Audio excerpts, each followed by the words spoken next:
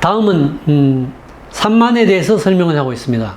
이 후한서에는 조선왕 준이 위만에게 패해서 바다로 도망쳐 가지고 마한을 쳐부수고 한왕이 되었다 라고 이렇게 후한서에는 기록이 되어 있고,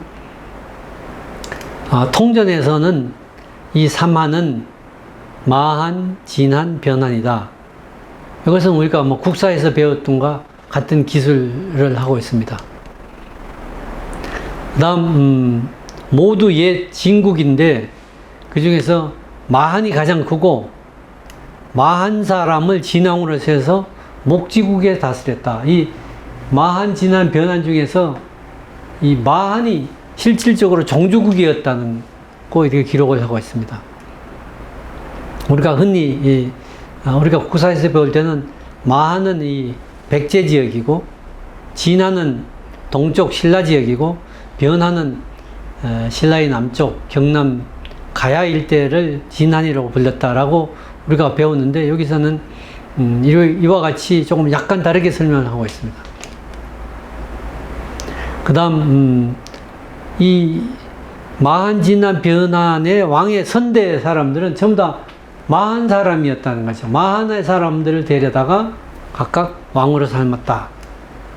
이게 종주국 사람을 데려다가 왕으로 삼았다는 것이죠. 그런데 이 만주 원류고에서는 이 마한, 진한, 변한에 대해서 이 각각 이 한이 이걸 어떤 성씨로 해석하면 안 되고, 칸이라는 거죠. 세 명의 한이 각각 나누어서 다스린 것을 말하는 것인데, 중국의 사람들이 자칫 한자로 옮기면서 이 한이 아니고 이 한자를 쓰는 바람에 각각 한씨가 되었다. 실질적으로는 세 왕이 다스렸다는 것이죠. 그래서 우리 흉노족에 보면 삼왕제도죠. 그래서 중앙 본왕이 있고, 좌현왕, 우현왕, 그래서 좌우 보좌왕이 있어서 나라를 세 왕이 다스린 이것을, 이 전통이 마한까지 이 삼한에 이어졌는데 중국 사람들이 오해한 것이다. 그리고 만주원력에서는 설명을 하고 있습니다. 이 삼한에 대해서 조선 상고사를 한번 잠깐 제가 찾아봤습니다. 봤더니 이때 신한은 대왕국이고 말란 부라는 부왕이다 라고 해서 이 조선 상고사에서는 만주원류고의 해석을 그대로, 그 견해를 그대로 받아들여서 만주원류고와 동일하게 설명을 하고 있었습니다. 즉 삼조선을 설명하면서 그 삼조선이 이 삼한이 되었는데, 개원이국은 신조선이고, 요동반도는 불조선이고, 압록강이남은 말조선이다. 그런데 이 압록강 북쪽의 만주지역과 지금 요령성 또는 장성 밖에 있던 이 조선이 중국 징계의 침을 받아서 후퇴해서 위에 있는 만주 지역에 신조선과 불조선이 망하면서 이 사람들이 남쪽으로 내려와 가지고 남삼한이 됐는데, 마한이 말한이 되고, 신조선 유민들은 진한이 되고, 불조선 유민은 변한이 됐다라고 우리 신채호 선생은 조선상고사에서 설명을 하고 있습니다. 반면에 요사지리지에는 진한이 부여를 말한 것이고, 변한은 신라를 말한 것이고, 마한은 고구려를 말한 것이다 라고 조금 또 더 다르게 설명하고 있습니다. 그리고 워낙 옛날 일이다 보니까 이와 같이 기록하는 분에 따라서 각각 다르게 기록이 되어 있다는 것입니다. 마한은 서쪽 54개국이고 마한의 북쪽은 낭랑이다. 남쪽은 외와 닿았다 라고 설명하는데, 여기 표현이, 한자 표현이 외와 닿았다. 그러니까 흔히 이 표현으로 본다면 왜는 바다 건너에 있는데 왜가 닿았다라는 표현은 이 해석을 여러 가지로 해석을 할 수 있는데 특히 이 남쪽 해안 지방이 왜가 있었을 가능성도 있다라는 표현을 라고 해석도 할 수 있는 부분입니다. 이것은 조금 연구를 좀 더 많은 연구를 좀 더 해야 될 부분이고요. 백제는 그중 하나이다 라고 설명하고 있습니다. 진안은 동쪽에 있는데 12개 나라이고 진안의 북쪽은 예맥과 닿았다. 그래서 우리 흔히 신라의 우리가 북쪽 한계가 원산 정도일 것이 아니냐라고 보는 분들이 있지만 실질적으로 이 예맥, 이 진안의 이 북방 지역은 예맥과 닿았다라고 해서 그보다 훨씬 더 북쪽일 수도 있다라는 것을 우리가 알 수가 있고요. 실질적으로 신라를 설명해서 만주원료구에는 오늘날의 길림성 지역이 전부 다 신라 땅이었다라는 것을 설명을 하고 있습니다. 그러면서 변지는 진안의 남쪽에 있고 12개 나라이며 남쪽은 외와 닿았다. 남역, 여외적. 그러니까 마한의 남쪽도 외가 있었고 진안의 남쪽도 외가 있었다. 이 부분은 제가 여기서 설명을 하면 좀 길기 때문에 더 이상 설명을 하지 않겠습니다. 그래서 이것은 임나 일본부를 설명한 것은 아니고 당시 남쪽에 있었던 외가 고구려 광개토 대왕의 토벌에 의해서 이 바다를 건너 쫓겨갔지 않았냐라고 해석하는 분들도 많이 있습니다. 진안의 나라 이름에 대해서 왜 진안이라고 불렸냐고 한 것도 있는데 진나라의 당시 진나라 이 진은 진시황 진나라죠. 진나라에서 진시황이 장성을 만들면서 너무 백성을 불려다가 고역을 시키니까 이 고역을 피해서 이 한국에 망명을 했더니 이 마한에서 동쪽 땅을 떼어주면서 진한이로 불렸다. 그래서 이 진한이라고 불렸다. 그래서 이 진한은 진한이라고 불리기도 했다라고 이야기하고 있는데 오늘날의 경상도 지방을 진한이라고 우리가 배우고 있죠. 그래서 처음 6개국이었는데 나뉘어서 12개국이 되었다는 것이고 진한의 나라 중에 하나는 신라가 그 중에 하나였다라고 이렇게 설명을 하고 있습니다. 진서에는 또 진한은 항상 마한 사람을 임금으로 삼았다. 그래서 우리 삼국사기나 국내 기록에는 나오지 않는 이야기들인데 이 3만의 사람들이 마한의 사람들을 데려다가 왕으로 삼았다 하는 기록은 중국 기록에는 여러 군데서 이렇게 기록을 하고 있습니다. 그렇지만 이 진한 사람들은 대를 이어 개성은 하지만 이 자립은 하지 못했고 언제나 마한에 복속되어 가지고 마한 사람들이 가서 진한의 왕이 되었다 라고 이렇게 설명을 하고 있고요. 대를 위해서 자립하였지만 자립하지 못하였다고 하는 것은 꼭 이 진한 사람들이 이민해온 사람임을 증명하는 것이다 라고 이렇게 또 해석을 하고 있습니다. 그러니까 자기들이 스스로 왕을 세우지 못하고 그 왕만은 마한 사람들이 다스렸다는 것이죠. 만주원료구에서는 이 진안을 설명하면서 진안은 봉천의 동북과 길림 일대 지역이다. 즉 봉천이라는 것은 오늘날 심양이 당시 봉천이라고 불렸죠. 그러니까 심양의 동북쪽 길림 일대 이것이 진안 지역이다. 그러니까 우리가 삼국사기 우리 국내 국사에는 마한의 동쪽은 오늘날 경상도 지방으로 봤는데 이 만주원료구 사람들은 마한의 동쪽을 경상도 지방이 아니고 만주를 중심으로 동북쪽 즉 길림성 지역을 진안이다 이렇게 설명을 하고 있습니다. 우리 국내 그동안에 배운 것과는 사뭇 다른 해석이죠. 그래서 이 신라 사람들이 만주 지역까지 이르렀다 하는 것이 이와 같이 동일한 논조로 설명을 하고 있습니다.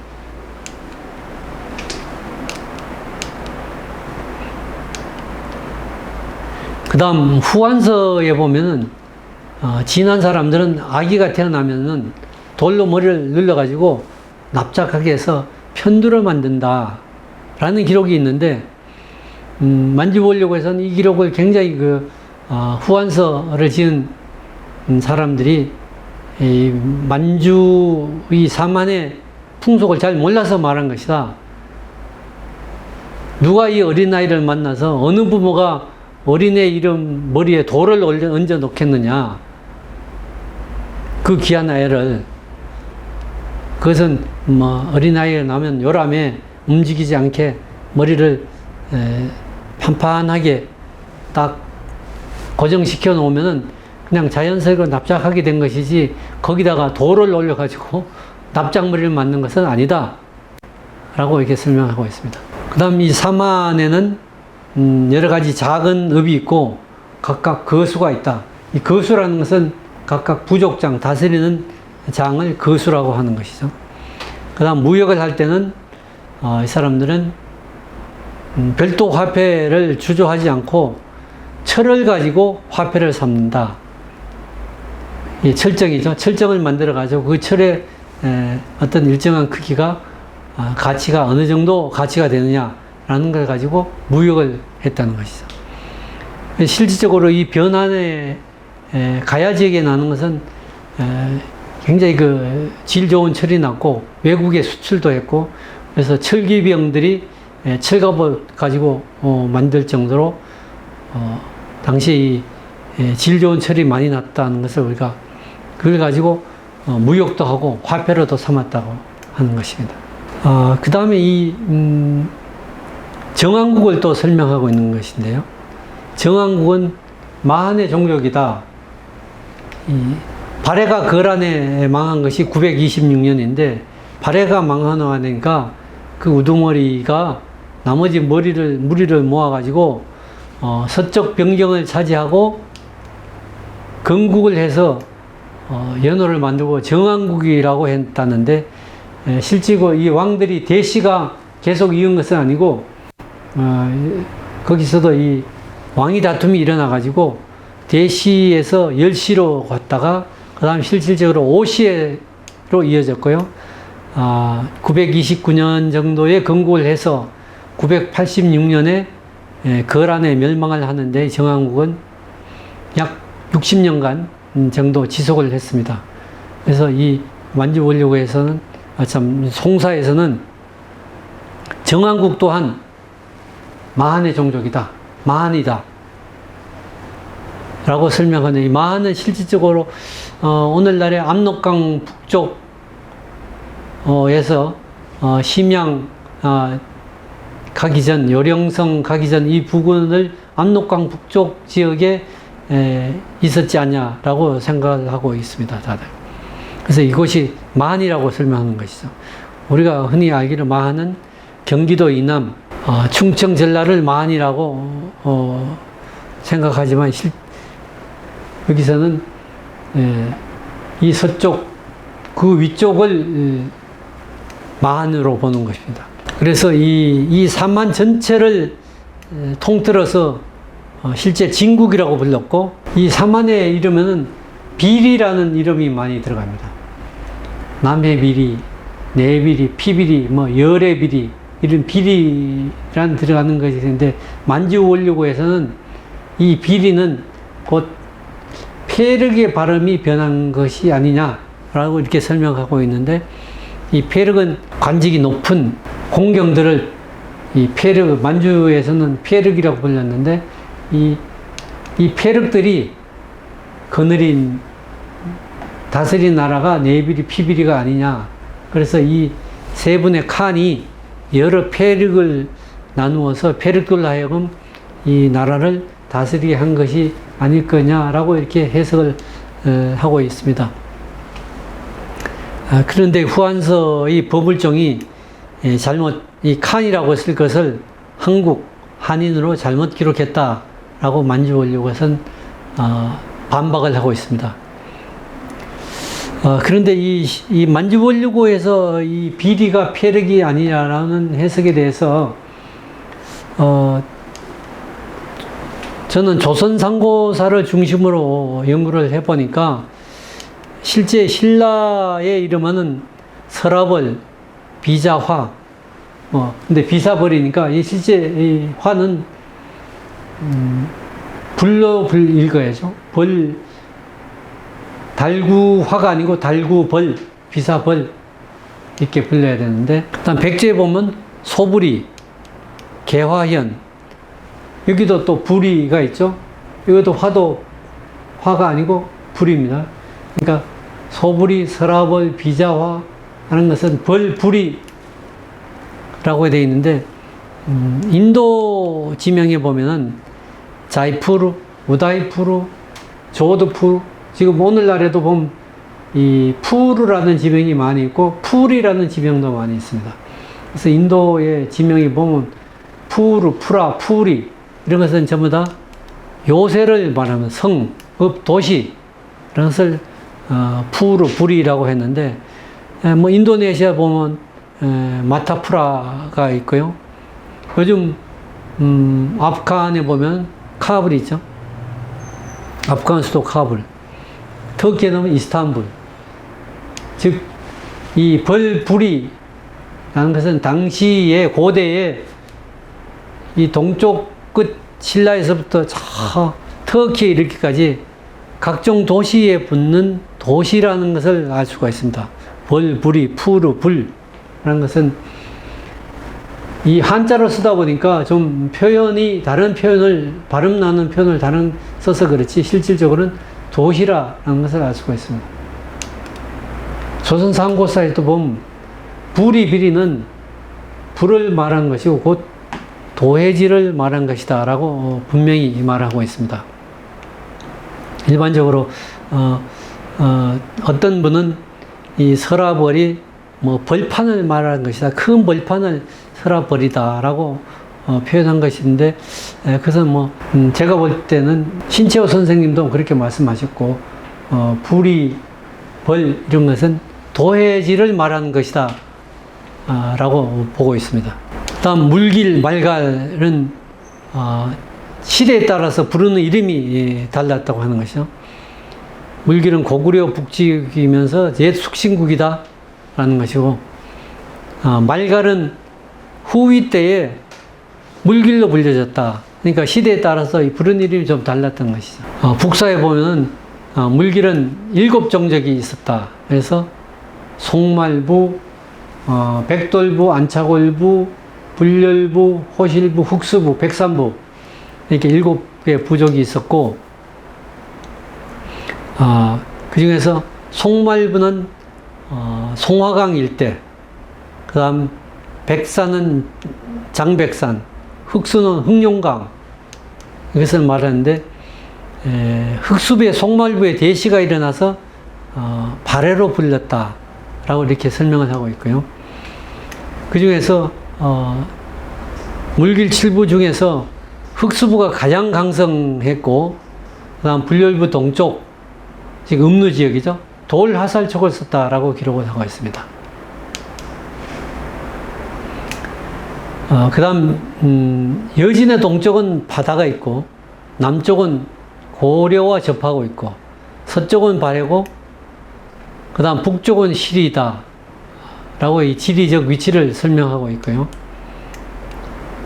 상북실에는 음루라고 불렸고, 북이 때 물길로 불렸다. 즉 시대에 따라서 이 부르는 이름이 달랐다는 것이죠.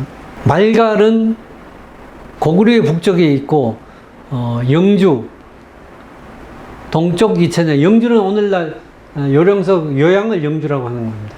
영주에서 동쪽 이천리 지역에 있었고, 남쪽은 신라와 서로 접한다 라고 책부 원국에 이렇게 기록이 되어 있고요. 그 다음에 신라왕 김천추가 당에 보낸 편문에 보면은 백제와 말갈이 우리 북쪽 경계를 침범해서 30여 성을 함락했습니다. 말갈이 신라를 침범해서 30여 함락했다? 말갈은 만주 지역에 있는데 이게 좀 이상하다. 그래서 이 해석을 두고 국내 여러분들 뭐 설명하기를, 이 말갈은 진짜 이 만주에 있던 말갈이 아니고 함경도 일대의 이 예맥 쪽을 말하는 것이 아니냐라고 해석을 하고 있는데, 실질적으로 그대로 보면은 이 신라가 이 만주 정도까지 있었다라는 것을 그대로, 글자 그대로 작구적으로 해석하면 우리가 만주 지역까지 신라가 진출하고 있었다는 걸 알 수가 있는 거죠. 그래야만이 말갈과 우리가 전투를 할 수 있는 지리적 위치가 설명이 되는 겁니다. 그 다음 724년에 신라왕 동생 김충신이 당에 표문을 보냈는데, 우리가 말갈을 치겠습니다 라고 하니까 황제가 좋다, 황제가 허락했다라는 기록이 책부원국에 있는데, 결국 신라와 말갈이 서로 지역을 다투고 전투를 벌였다는 것을 우리가 알 수가 있습니다. 백산부인데요, 백산부는 고구려에 부영했고 고구려 멸망 후 부족들 다수가 중국에 들어갔다. 중국에 들어갔다는 것이 자의적으로 일부 들어갔을 수도 있고, 상당수는 실질적으로 강제 이주를 당했다는 것이 기록에 나옵니다. 다음 골돌부, 안고골부, 호실부 등은 전부 다 이 동쪽 지역에 있는데, 이 부족들은 전부 다 발해에 편입되었다 하는 것이고요. 흑수부만 온전히 번성해서 나중에 16부로 나누어졌다. 이게 흑수부는 발해에는 편입은 되지 않고 온전히 번성했다라는 걸 봐서 상당히 자치를 받으면서 이 발해의 신하국으로서 종속했다라는 것으로 우리가 알 수가 있습니다. 그 다음 장백산과 흑룡각이 있어서 백산흑수, 흔히 만주 지역을 이야기할 때 중국 사람들 그렇고 청나라 사람들도 백산흑수지간, 백산흑수지역이라는 말을 많이 하는데, 즉 남쪽의 백산 장백산과 북쪽의 흑룡강 그 사이에 낀 드넓은 만주 지역을 그냥 백산흑수라는, 백산흑수 지역이라고 다른 표현으로서 설명하기도 합니다. 부당서 고려전에 보면은 당태종이 안시성 고구려를 칠 때 고구려 북부 욕살 고연수 등이 고구려 말갈 연합군 15만을 이끌고 안시성을 구원하러 왔는데, 실제 당군 유위치에 걸려가지고 패배를 했고요. 고연수군이 이때 3만 6천여 명이 항복을 했고, 말갈변 3,300명이 생매장을 당하는 참 비극적인 일이 있는데, 이 유독 황제가 말갈병을 생매장시킨 이유는 이 말갈병들이 워낙 선두에서 용감하게 싸우면서 아마도 황제의 진영까지 침입을 했기 때문에 나중에 황제가 화가 나서 이 말갈병들을 끌어묻었지 않냐라고 해석하는 분들이 많이 있습니다. 그 다음 이때 당태종이 고구려를 치고자 할 때 철력이 또 원래 이 당나라에 좀 붙어서 우리가 당나라를 도와서 고구려를 한번 칠까요? 라고 했는데, 이때 고구려 망리지가 말갈에 움직이지 마 라고 명령을 내리니까 감히 이 철력이 움직이지 못했다 라고 기록이 되어 있는데, 즉 이 철력도 이 고구려에 복속되어 있다는 것을 우리가 알 수가 있습니다. 말갈은 후위 이래 각기 군장이 있었지만 하나로 통일되지, 한 개 국가로, 당일 국가로서는 통일되지 못했는데, 당나라가 흑수부를 설치했고 이 지역에 관리주 자사 관직을 수여해서 기미 지배를 했다. 즉 부족의 장들을 도덕이나 자사 이런 것을 벼슬을 주어 가지고 다스리게 하니까 이 사람들이 당에 조회를 했다라고 기록이 되고 있고요. 근데 이때 이 만주 원료구에서는 이 조회했다라는 기록을 가지고 중국 측 입장에서는 무역을 온 상인들도 전부 조회해서 천자의 그 위험에 조회했다라는 표현을 하는데, 만주원료국에서는 당나라의 관직을 제수받은 것은 허울뿐의 일입니다. 당시에 그 당나라도 그렇고 명나라도 그렇고 중국의 나라들은 이 이웃 나라들을 지배하는 하나의 유력한 수단으로서 그 나라 사람들에게 이 무역권을 줄 때 반드시 이 자사 또는 뭐 도덕 이런 벼슬을 받은 사람만이 무역할 수 있는 권한을 부여합니다. 즉 기미 지배를 하면서 경제적으로 올가매는 것이죠. 공무역만 인정, 사무역을 인정하지 않고 그 공무역권을 자기들이 지명한 사람에게만 벼슬을 준 사람, 관직을 준 사람에게 주었기 때문에 지금 호시에 갈 때 그냥 왕래 편리를 위해서 그냥 임시로 벼슬을 받은 것이지 실질적으로 당나라의 신하로서 받은 것은 아니다 라고 만주원료국에서는 설명하는 건데, 실질적으로 그 설명이 맞다고 봅니다. 고구려가 망했을 때 그 땅은 신라로 편입되고 백성들은 흩어져서 돌골과 말갈로 망명을 했다라고 이렇게 또 기록이 되어 있는데, 고구려가 망한 땅이 신라로 편입됐다 이런 것은 대단히 중요한 이야기입니다. 우리는 일반적으로 국사에서 배울 때 신라의 삼국, 신라의 통일은 만주, 원산과 대동강 일대 이남만 하고, 실질적으로 이 북쪽의 고구려는 땅은 전부 다 잃어버렸다라고 하는데, 여기서는 고구려가 망했을 때 그 땅은 신라로 편입됐다라고 조금 다르게 설명하고 있습니다.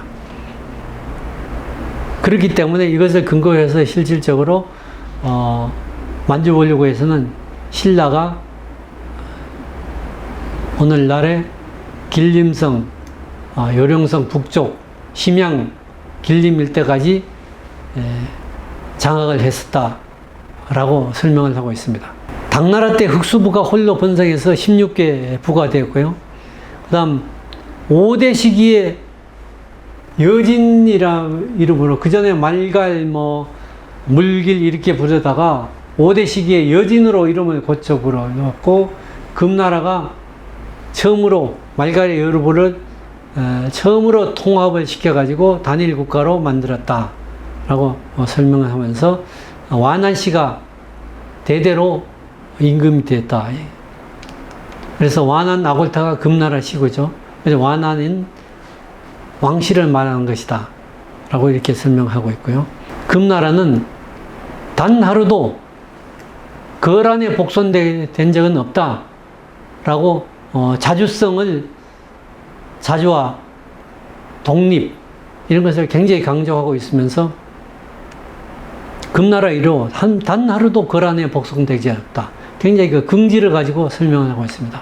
이번 시간에는 여기서 설명을 마치도록 하겠습니다.